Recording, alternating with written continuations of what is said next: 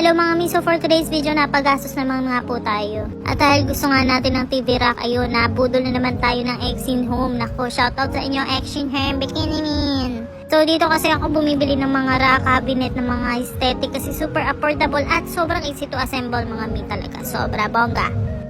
Kaya nga din i-assemble to ng mga babaeng katulad natin mga mi. Pero dahil sabi ng asawa ko siya na, o di ikaw na, sige go. Kasi ayan mga mi, yung footing niya merong rubber sa ilalim, safe na safe. Hindi talaga magagasgas ang ating mga tiles, bongga. So ayan, ito lang naman yung mga process. May instruction naman at may pattern kung paano natin siya bubuuin. So sobrang dali. Teka, ba't ako nagmamadali? Porket naka-timelapse nagmamadali? Ganun pala yun. Parang hinihingal na ako mga mi. Sobrang dali lang talaga i-assemble nito mga mi. Kahit yung anak mong 2 years old kaya i-assemble. Charis. So ayun, syempre higpit natin. Baka kumawala yan mga mi. Make sure na mahigpit ang pagkaka-tornilyo natin. Tapos ayan, naglalagay na nga pala ng back panel ang aking asawa. May provided silang pako.